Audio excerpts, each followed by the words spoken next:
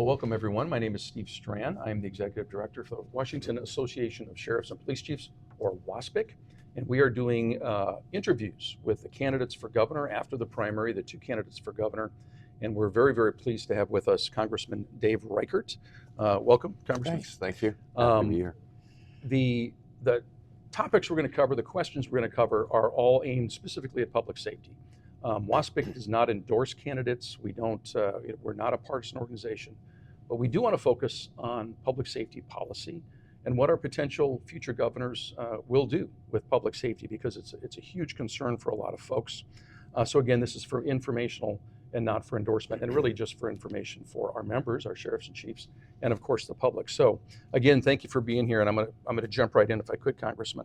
Cairo Radio this week had a commentary from their news director where, in part, he said it's almost as if we've collectively decided that the best way to address issues in policing is to have fewer police. The nationwide protests in 2020 called for meaningful reforms, but did we really mean for criminals to take it as an open invitation? Public safety, we think, is a core function of government. It's essential to the rule of law and thriving communities. So, Congressman, do you think public safety is where it should be in our state? And has it been used as a political football? And as governor, what would you do about it? The first question is, no, I don't think that public safety is where it should be. And the second question, has it been used as a political football? The answer is yes. So specific to those two questions, the follow-up on those, what's frustrating is we have entered into a world, and it's just not, it didn't happen overnight. This has been a steady progression of eroding and the erosion of police authority, and I like to always refer to accountability, responsibility, and there are consequences for bad actions. And police officers understand that. I think that the majority of the people in Washington State, as I'm traveling around, understand that, and they expect people to be held accountable. I think that there was a faction of people, not just here in Washington State, but across the country, who have villainized police officers and then created this mistrust between the public and the police. To me, we need to rebuild that trust between the community and the police officers in this state. And that's really a tough thing to accomplish, because it's been eroded to the point of almost non-existence. So the state of Washington's been 51st in the nation in staffing for, I think it's 14 years now in a row. Yeah. We've lost ground the last couple of years with the number of departures of officers and deputies in our state. The other candidate, the Attorney General, has made very clear he supports $100 million, something he talks about a lot, for additional police staffing. I've heard you talk about the support and making sure officers feel comfortable in doing their jobs. Is that a binary choice, or do you think we need both? I mean, what's your view on both staffing and the comfort level? So, as I've met with cops across the state and sheriffs and police chiefs, I have to smile a little bit, because if I were the sheriff and the Attorney General and the governor was offering a $100 million grant, I'd be applying for the grant as the sheriff. Depending upon the strings that are attached to the grant monies, and you understand that, and I know the sheriffs, police chiefs understand that, and the mayors understand that too. So can grant money have an impact and an effect on the operations of a sheriff's office or police department with additional funds? Yes. I would be looking more toward grant funding for technology to help police officers do their job. There's a lot of new technology out there. I'd be more focused on those things, because right now we're in a place where a lot of police departments and sheriff's officers are actually offering bonuses just to hire, and they're not attracting police officers. They're actually offering bonuses to extend your time. Don't Mhm. retire early. Mhm. We'll give you a $20,000 bonus if you stay an extra 5 years or Right, whatever it is. right. So uh, the real problem, in my opinion, is the cops are not supported. Mhm. They're not supported by their elected officials. So the first thing that needs to happen is the public needs to rise up and wake up and realize that they need to elect people in their cities and in their counties that support police officers in their efforts to enforce the law and protect their children. There's actually two major issues that police officers have brought to my attention and deputies across the state. Number one, even though qualified immunity is still intact, there was an attempt, as you know, the last legislative session to water that down. So there is a fear, even though that language still exists, that protection still exists, the cops could be sued civilly and they could lose their property and home, and therefore their whole family is in total disarray. Mm. On top of that, lose their job. The second major concern I hear and recognize, especially with some of the trials that have taken place, is that cops are very concerned that they would be the ones charged with a crime. And we've seen that happen, as I said, in Washington State. So as I explain it, and I was just at a couple of events this past week, and people ask this question at presentations that I give. I tell a story of being I was the street crime sergeant in Burien and White Center. Mhm. And my assignment in that little group that went in to do a drug search warrant was to kick open the door, go to the right, go in the bathroom. I find a guy, needle in his arm, rubber band around his arm, telling him to, put his hands up, get up off the toilet, and put his hands behind his head. He stands up, needles in his arm, hands are up. And I described this to the crowd, and I said, but he's not obeying all my commands. And all of a sudden, his right hand disappears behind the wall. Would you shoot him? Mhm. And a lot of people go, yeah, I'd shoot him. Mhm. I said, yeah, but what if he comes out with a roll of toilet paper or a bar of soap? Or now you're in deep trouble. This guy in my situation came out, had a gun in his hand. I said, would you shoot him then? And most everybody says, yeah, I would shoot him then. And then I said, yeah, it's just a matter of boom. And so cops are in those situations. The last thing you want them to be thinking about is, am I going to be sued, or am I going to be charged with a crime? If I shoot this guy, if his hand disappears, I want to go home alive, and I want this guy to go home alive. Guy ends up dropping the gun on the toilet, and we wrestle to the ground. He's arrested. But the point there is that our police officers across the state are making life and death decisions, not each one every day, but somebody in this state is making that kind of a decision, and we need to support them, and they need to know that they have that sort of backup. There's another issue that I'm still learning about, and that's a healthcare issue, that there's a apparent gap in healthcare coverage for police officers. This was brought to my attention just a couple of weeks ago, and that is causing some police officers to retire early because of that healthcare gap. So I want to look at that. So those are the three major things I see as being critical to gaining interest again in being police officers in Washington State. When you have 600 down in Seattle, 175 down in King County, 250 down WSP, they don't even have enough, I was told by their troopers union, they don't even have enough to have an auto theft unit, specific auto theft unit. Right. And excuse me, last year, we gained 100 net in the state, which didn't even keep up with population growth. Yeah. And I was remiss, I apologize, Congressman, you mentioned some of your experience.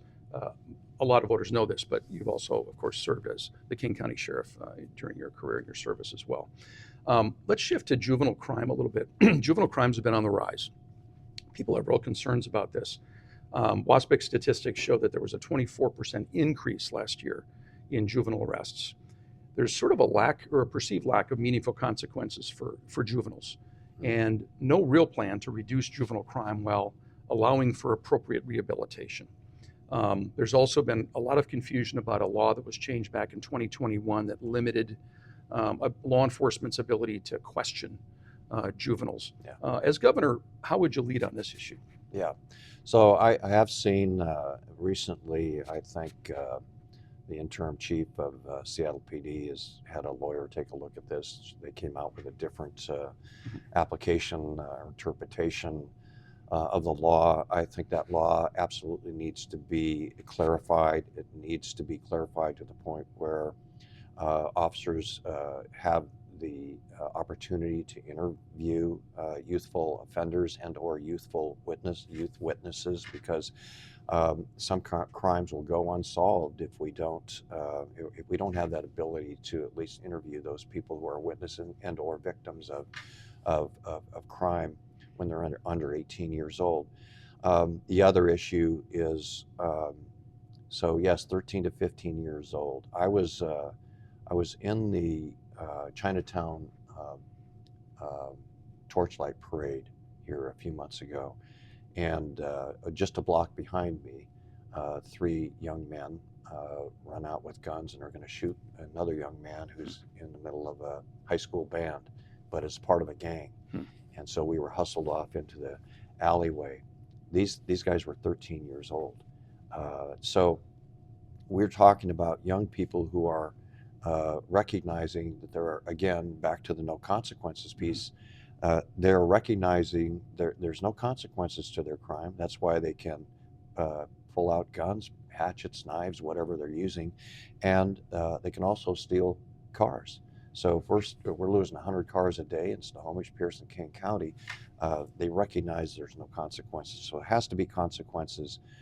They have to take accountability, and yes, we're all for diversion and giving people second chances. That's part of the system that I grew up in my 33 years with the sheriff's office. But here's what's happened, and this might be getting into another question that you're going to ask later. They know there's no space in the juvenile detention centers, so they know they're not going to go to detention. They know there's no space if they have a drug or alcohol treatment, alcohol problem. They know there's no space in the hospital or a mental health issue. There's no space to take them. So why not commit a crime? Nothing's going to happen. I think that the first thing that needs to happen is we need to move adults out of the juvenile detention centers and put them in adult prisons, whether it's Shelton, Walla Walla, Monroe, or wherever it is. That's step number one. They need to have a place to incarcerate those violent youth offenders so they know there's a consequence. Secondly, one of the thoughts that I've been sharing with sheriffs and police chiefs is just this home detention at the time of arrest. Now, we have that currently in process. When a judge sentences someone to home detention, they put a bracelet on them or an anklet, and then they go home. One of my thoughts would be, if we don't have the facilities, is to maybe as a pilot program, have patrol cops carry these anklets and bracelets in their car. Don't transport them to jail. Book them at their home, file the paper, and the next morning they can have their arraignment via their phone or a laptop or an iPad or something like that. So there seems to be some interest in doing that. I think it would save some money.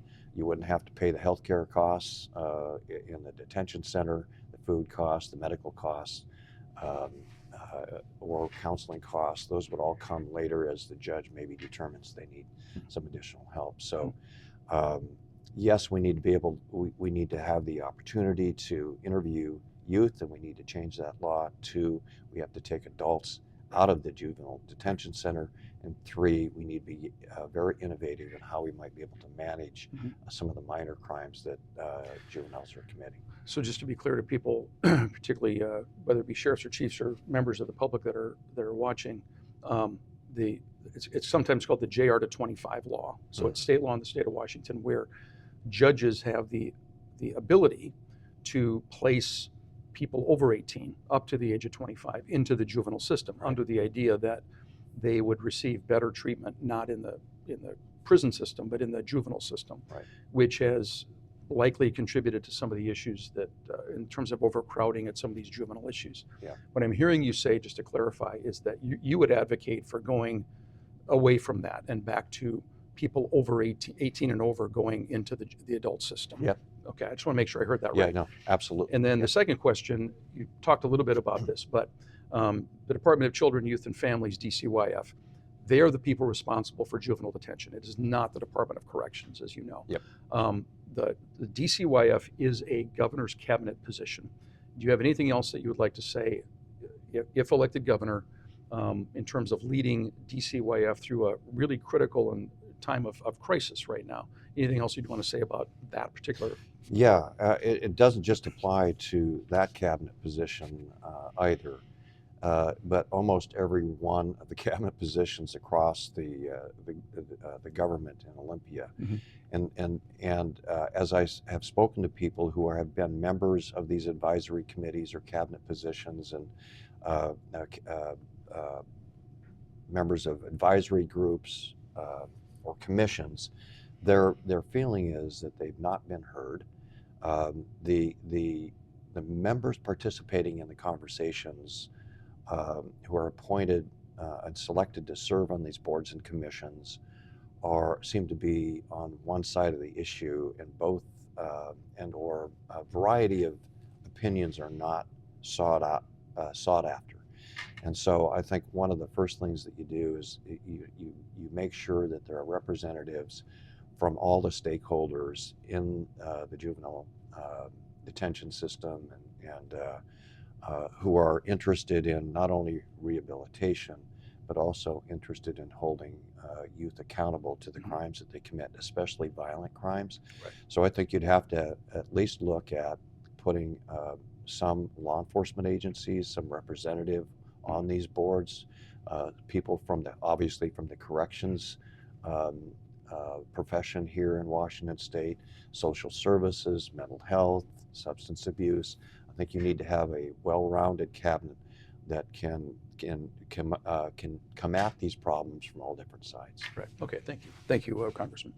So the next question is about sort of the legislature and some of the policies we've seen in the last few years, due certainly in large part to protests and the follow-up to the death of George Floyd. In the last couple of years, the legislature's goals in our state with public safety policy have been focused, in our opinion, on, in many ways, reducing law enforcement effectiveness, reducing law enforcement interactions, and actually diminishing support for law enforcement as sort of a core function of government and a core part of the rule of law. As governor, how do you plan to influence the legislature on, making sure that we have well-informed and balanced public safety policy? Yeah. I mean, it kind of goes back to, I think, one of the other questions that we were talking about, and the way that people are looking at law enforcement today in sort of a very disrespectful way, and not trusting them to do their job. But if we train our police officers, first, I think, in convincing the legislative bodies to provide the proper training, proper tools and technology to do their job, then we should trust them to do their job. I think one of the things that I liked to do when I was the sheriff was to encourage my county council and the county executive to at least go to an academy class and hear what's being taught on certain subjects that they might be interested in, and accusing the police officers of violating. Maybe go to an academy class and listen to the curriculum, or look at the curriculum. The other thing I really liked was having this the access to citizens academies. Now I know that some are still doing that today, but I'm not sure how many state legislators have had the opportunity or been invited to attend a shoot, don't shoot scenario, and have them put under that sort of stress. I think they're shocked and surprised when they find out they've just shot the victim instead of the crook. So I think those are steps that we can take, but also I think in holding personal meetings between the sheriffs and the legislative bodies. So having Democrats and Republicans together from the House, for example, sit in and talk to the sheriffs and the police chiefs, and come to WASPC and listen and present. And the same with the Senate side. So one of the and I'm going to go off probably a little bit here, but I really like the idea of re-engaging the community with law enforcement. Boston PD, I attended one of their events when I was in Congress had a really good. This is a good example, where they decided to have a weekend camp out, and the young men from the inner city didn't have any idea they were police officers. They were just counselors. They show up on a Friday afternoon, they camp out for the weekend. On Sunday night, the officers come out in their uniform at the campfire, and these guys are all going, holy, shit, I can't believe it, that you're cops. But they learn they're human beings. So I think the school resource officer program, that's one area that I would help. I think looking at some grant funding, because it's a hard thing to fund when I remember as being the sheriff, being focused on, my first priority was to make sure I had cops on the street to answer the calls. We don't have that today. That's number one, first priority. But in order for us to get to that point, you almost have to build the community trust at the same time. Right. And so I think, I also like the Police Activities League. Great idea. I would take a look at maybe hopefully trying to fund some of that through grant process, so we can rebuild that relationship in working with the Seahawks and the Sounders and other pro teams with police officers, and bringing those kids together, having those role models. I think all of that is absolutely critical to building that relationship that we need to rebuild. Okay, thank you, Congressman. Next one's a little bit specific, but it's an important issue, and that's jails. We have 59 local jails in our state, run by sheriffs, run by sometimes county council members or consortiums. And it's where people are held for a short time, up to a year, as you know.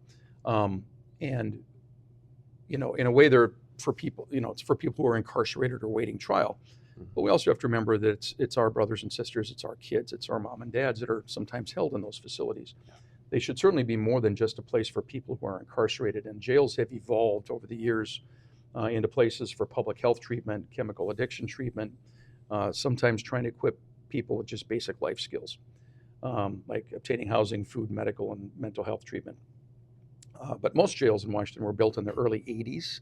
There was a lot of grants at that time in the early 80s. Their physical plant, they're poorly designed for security, safety. And of course, everyone's goal is that everyone is safe, the people held there, the staff, and everyone else. But we're not there right now. There's a lot of work to do. As governor, how would you partner with jails to help people get better, be held safely, and reduce their likelihood of recidivism, of reoffending when they get out? Yeah. Well, so I have visited some of the jails in my travels across the state. Of course, I worked in the jail back in the day, and jails have changed in my experience, since my experience in working in the jail. But I've visited many jails in my time in Congress. I was a part of the law enforcement caucus, and so we visited jails in Detroit, Boston, and I forget the rest of the cities, just to take a look at some of the needs there. So what I saw in a couple of our jails was, I think as you described, was a pretty rundown, dilapidated building that didn't meet the current rules, regulations, and code to even allow prisoners to be housed there. So the jail is vacant because it doesn't meet the requirements. So we have to have jails. So we need to find the money, and that would be another area that I would look at as far as trying to fund current jails that need to be remodeled. We remodel them so they reach spec, or we build new jails in some of those communities that need new jails. Now, we're not talking about a jail that it's going to hold 1,000 inmates. Some of these jails have, they don't need more than 20 cells. But at the same time, you need personnel to staff those jails. And some of the jail staffs are like the police departments, they're understaffed, and so that's unsafe. So we need to find a way to upstaff the jails. Even when I worked in the jail, we had a medical staff that was included, a mental health staff that was included in the jail. We need to get back to those days where those services, yes, are available, so they can be referred to professional help outside the jail and transition them into being a productive citizen of the community. You commit a crime, Obviously, you've got to go see the judge. The judge will make a decision, a determination, as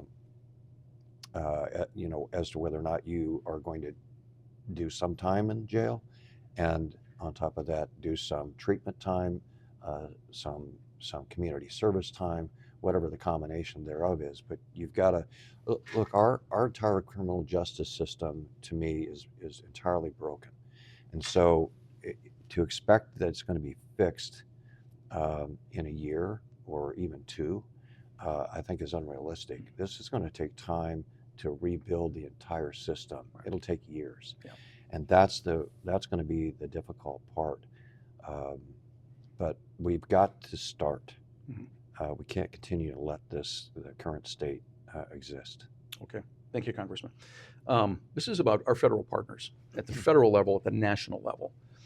There's been a lot of partisan criticism of our federal law enforcement partners, from the FBI to the Border Patrol to ICE, and again, from both parties. As governor, how will you respond to these attacks on our federal law enforcement partners? Yeah. I'm really, and over my career, I've worked closely with just about every federal agency that you could name, and worked closely with a lot of local agencies here in Washington State and across the country. And I think all of us have seen a trend toward politicizing not just our local police, and that's what's happened here in Washington State. We politicized the funding of cops. And so what's also happened is now all of a sudden the FBI has been used as a political football. The Border Patrol is now political football. There's this lack of communication that's been directed by some legislation that we can't talk to each other at the border, which makes our jobs much harder. And so I think as governor, I would have the opportunity through having the bully pulpit, which we haven't had in 40 years here in Washington State, by the way. Someone who has conservative approach to law enforcement, let alone someone who spent 33 years in law enforcement, along with having that approach. And it's an approach that encompasses all the solutions to keeping our community safe.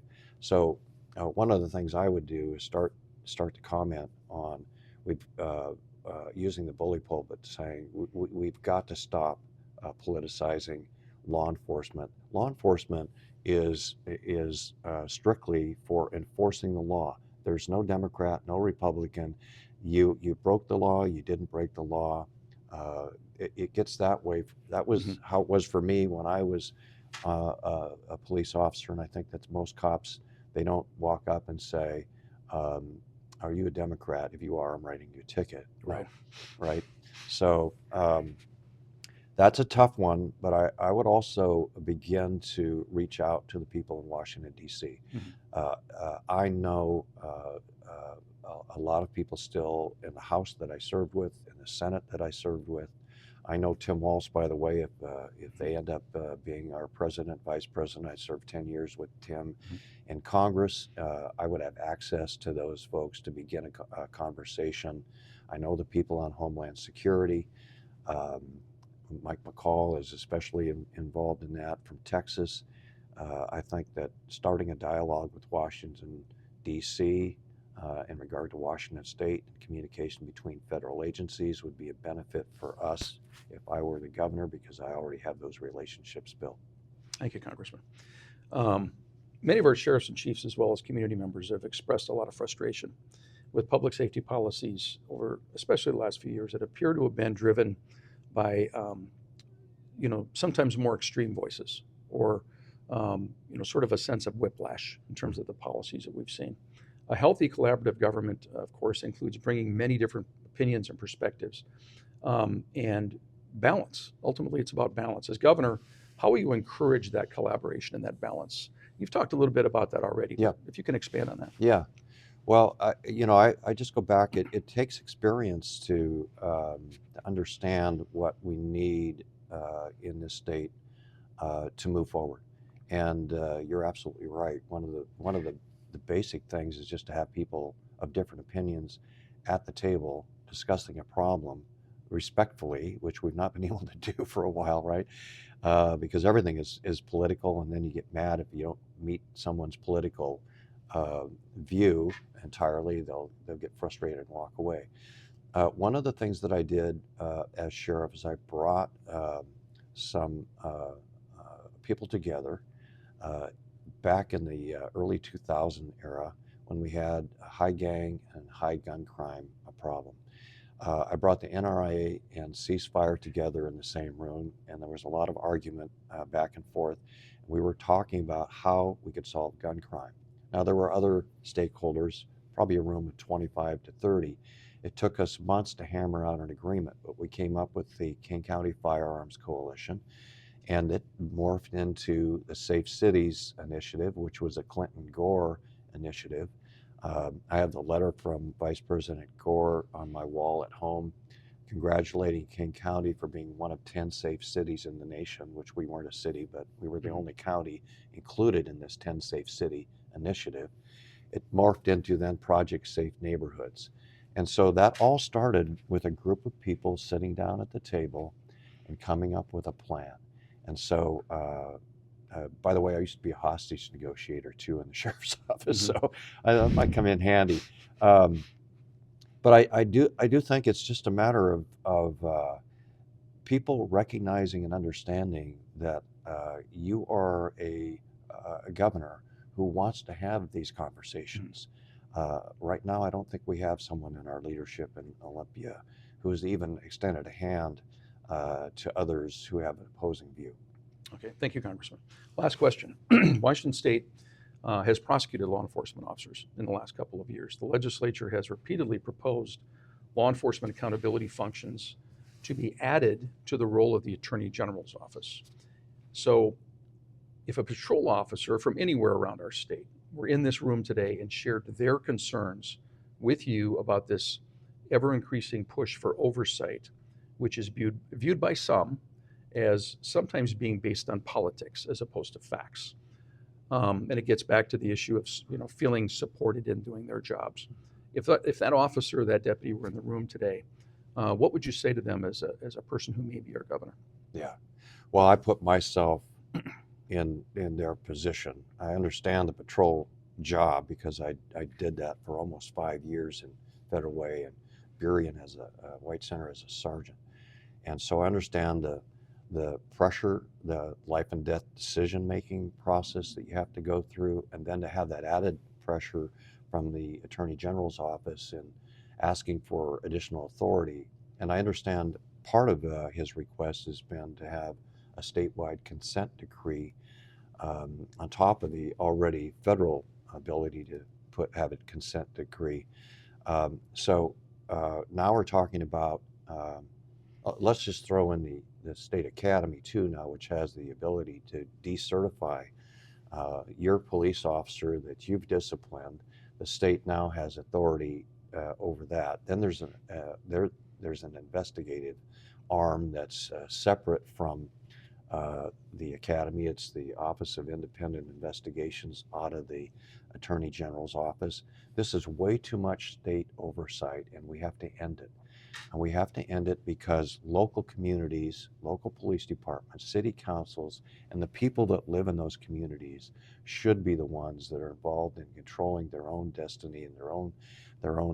It goes far beyond police officers, but in working with your police department, one of the things that we did as I was phasing out of the sheriff's office was involve the citizens in the hiring process, have them on the moral boards so they can have and take pride when they hire the right people, but they can also recognize, whoops, we misread that officer. But I was a part of it, so I understand how it happened.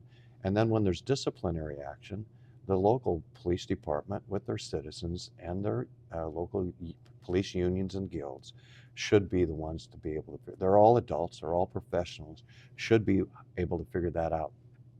We don't need to have the governor, we don't need to have the attorney general involved in this at all. And my effort would be to limit the authority of the lieutenant governor and the state training commission on their ability to control what a police chief, a city council, and a mayor and a sheriff can do. Okay, thank you, Congressman. A lot of very specific questions. I would mention that you have now done this twice. You went through this process before the primary. You've now agreed and taken your time to do it again after the primary as one of the two candidates for governor at this point. And I say this to, and I'll say this to your opponent as well, and I mean it. Standing for office is difficult. It's demanding on you. It's demanding on your family. You've served as a law enforcement officer, as a sheriff, as a congressman. Now you're standing to serve as a governor. And for your service, I thank you, and I thank you for your time, sir. Yeah. Thank you, sir. Thank you. Thanks for having me today.